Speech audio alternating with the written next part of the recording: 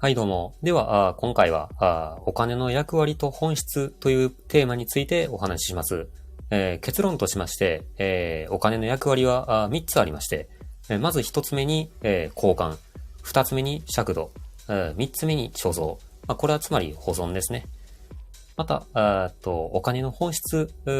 これは、つまりその信頼、信用を数値化したもの、つまりツールで、自分以外の誰かに何か価値を提供することで、得られる報酬、ということになります。ではお金の役割、という点について、深掘りしていきます。まず、交換という点に関して、そもそも、生物の中で、物の交換、取引の類を行うっていうのは唯一人間のみなわけですね。で、大昔の石器時代など、貨幣の概念自体が存在しなかった時っていうのは、お互いに、欲してるものを所持してる人たち同士で、交換してたわけですね。例えば、魚とか肉なんかが挙げられるかと思います。で、現代社会では貨幣、つまりお金の存在によって、欲しいものや、受けたいサービスを提供してもらうために、互いの共通認識である、お金と交換する、という、ルールなわけですね。で、次、尺度という点に関してなんですけれども、売られてる、ものやサービスには値段という概念がありますと。で、その値段によって、人々はその価値を判断するわけですね。で、例として、1個50円のみかんよりも、1個500円のみかんの方が価値が高いことが認識できますよね。で、ただ、この尺度っていう点においては、人それぞれの、価値観も加わるっていうのと、最終的な適正価格の判断はあなた自身に、委ねられているということになります。では次、貯蔵、つまり保存という点に関してなんですけれども、インフレや値動きの激しい、金融商品、こういうのに関してはさておき、保存期間が短期間に限られている食料とか、あとはすぐ劣化して価値が下がる、なくなってしまうもの、そういうのとは違って、長期間、かつ、その価値をほぼ維持したまま貯めることが可能なわけですね。で、もし貯蔵の役割が正しく機能しなければ、お金に関する悩みを抱えたり、外部から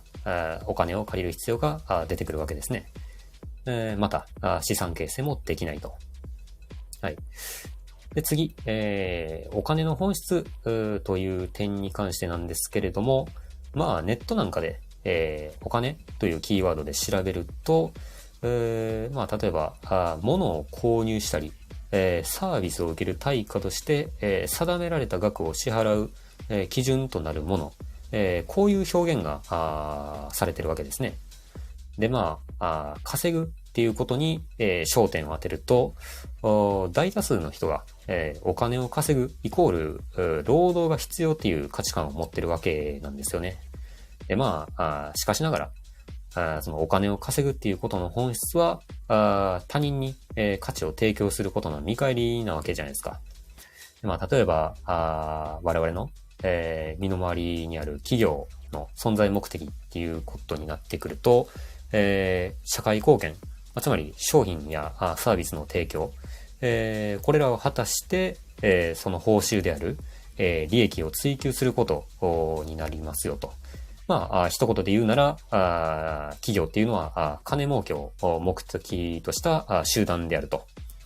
で、労働というのは、企業ごとに様々なビジネスモデルがあって、営利活動の一部を担って、価値提供をしてるから、給与という方式で対価であるお金を得ること、ということになるわけですね。で、つまり、お金を稼ぐ手段のくくり、これの中に、労働というのが、ありますよと。で、実際、労働以外にも、お金を稼げるモデル、つまり手段っていうのはいくつもあるわけですね。で、例としては、お金を貸すとか、あとは、本の出版や音楽などの著作権による、印税、他には不動産を活用して、入居者から家賃収入なんかを得る、という例が、パッと挙げられるところですかね。で、お金を貸すという点に関して、さらに具体例を挙げると、配当金や利子、なんかが挙げられますかね。で、配当金であれば、これは、つまり組織やプロジェクトに、出資する見返り、になるわけですね。で、会社の株主なんかが挙げられると。はい。利子。これであれば、人や、組織にお金を貸す。つまり、ローンっていうことになりますかね。で、銀行なんかが、いい例になるかと思います。はい。で、これらを踏まえて、会社に縛られたくないとか、個人として、生きていきたいっていう考えを持つのであれば、どのようにすれば、誰に、どんな価値を提供することができるのか、というのを考えるのが、第一歩になるかなと思います。はい。で、後のリターンが期待できるのであれば、自己責任のもと、場合によっては、借金、という選択肢もありかなとは思います。つまり、借金イコール悪とは限らないっていうわけですね。で、具体的に何をしていくかは、その人の、向き、不向き、あとは好みとか、状況なんかによって、変わってくるかと思います。はい。では、最後になりますが、